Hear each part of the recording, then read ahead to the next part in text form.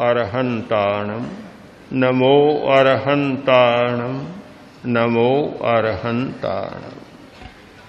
ये नाड़ी संस्थान और मस्तिष्क जो रसायन पैदा करता है उसका मुख्य आधार है हमारा भाव संस्थान। जैसा भाव होता है वैसा रसायन पैदा हो जाता है।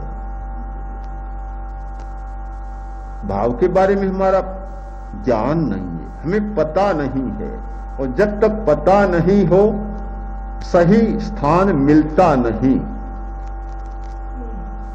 एक मित्र ने दूसरे मित्र से पूछा कि तुमने पत्र ही नहीं दिया, इतने दिन हो गए। बोला पत्र कैसे देता, तुम्हारा पता मेरे पास नहीं था। अरे क्या हुआ, पता नहीं था तो पत्र डालकर पूछ लेता, क्या हुआ। भला पता कैसे पूछे, पत्र डालकर पता पूछा जा सकता है, पर जब पता ही नहीं तो कैसे पूछेगा। जब हमें शरीर के बारे में कोई पता ही नहीं, हमारी कोई जानकारी ही नहीं, तो हम कैसे पूछेंगे, कैसे जानेंगे। जरूरी बात है कि हम जरा ज्ञान करें, और ये ज्ञान पैदा होता है ध्यान के द्वारा। ज्ञान के दो साधन हैं, एक पढ़ना पढ़ाना पुस्तकीय ज्ञान, और दूसरा ज्ञान का साधन है ध्यान। ज्ञान और ध्यान में कोई अंतर नहीं है, ज्यादा थोड़ा अंतर है। यानी जो बाहर से प्राप्त होता है उस ज्ञान का नाम है ज्ञान, और जो भीतर से फूटता है उस ज्ञान का नाम है ध्यान। बस इतनी दूरी है। एक तो बाहर से आने वाला, कुंड में पानी कहां से आता है, तालाब में पानी कहां से आता है, इतने बड़े बड़े बांध बने हुए हैं, भाखड़ा जैसे पानी कहां से आता है, बाहर से आता है। बरसात का, नदी का, हिमालय का, गंगोत्री का पानी बाहर से आता है। कितना ही बड़ा बांध और जलाशय हो, पानी बाहर से आएगा।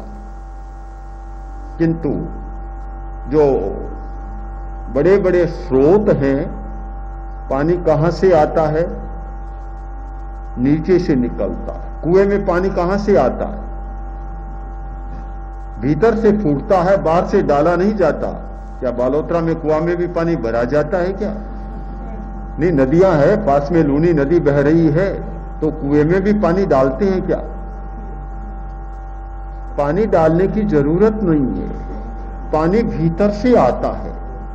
जो भीतर से निकले वह हमारा ध्यान है, जो बाहर से आए वह हमारा ज्ञान है। हम ध्यान के द्वारा शरीर के भीतर प्रवेश करें, अपने भावों को समझें, शरीर को समझें और भावों को परिवर्तित करें। भाव परिवर्तन रसायन परिवर्तन की प्रक्रिया है। ऐसे भाव हैं, एक भाव के द्वारा आनंद पैदा हुआ, पीड़ा शांत हो जाती है। सारी व्याख्या इस सूत्र के आधार पर करें, चाहे अनाथि की व्याख्या, चाहे जप के द्वारा पीड़ा शांत होने की व्याख्या, चाहे मंत्र के द्वारा पीड़ा शांत होने की व्याख्या, चाहे गुरु दर्शन के द्वारा पीड़ा शांत होने की व्याख्या, और चाहे किसी संकल्प के द्वारा या देवी देवता के मनोती मनाने के द्वारा, सबकी व्याख्या का सूत्र है भाव परिवर्तन। भाव बदला, बीमारी शांत हो गई, पीड़ा शांत हो गई। मूल बात है भाव का परिवर्तन। एक बहन ने एक बात सुनाई कि एक लड़की के कोई गांठ थी और सांझ के समय हमने माता जी की मनोती मनाई और सुबह गांठ गायब बिल्कुल। कैसे हुआ? यह भाव परिवर्तन है। यानी जिसको इष्ट मना लिया, मान लिया, जिसके प्रति श्रद्धा और समर्पण हो गया, फिर चाहे वह कोई देवी देवता हो, चाहे व्यक्ति हो, चाहे ग्रंथ हो, शास्त्र हो, उसके सामने आते ही भाव बदल जाते हैं।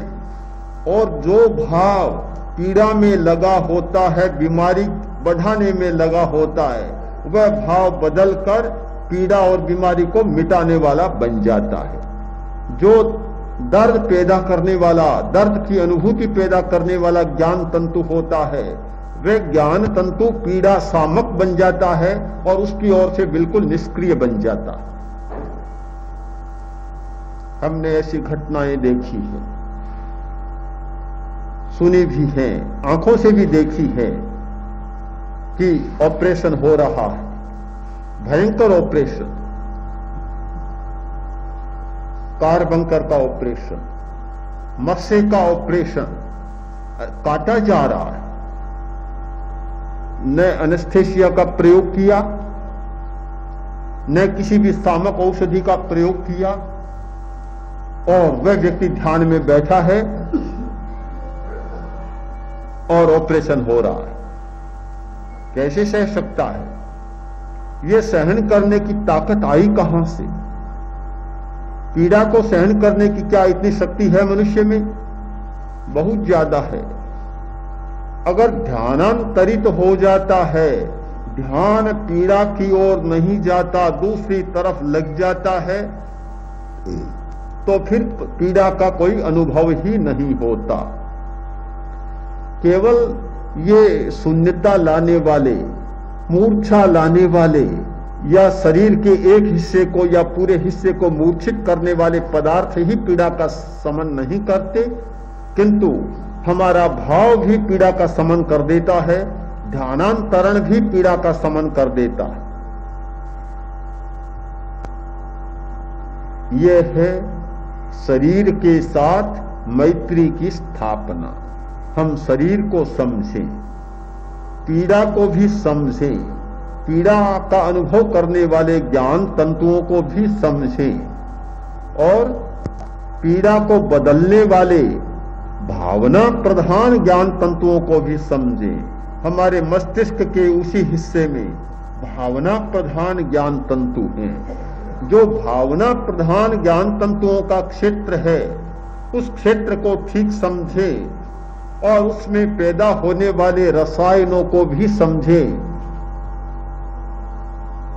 तो शरीर के साथ पूरी मैत्री की स्थापना हो सकती है।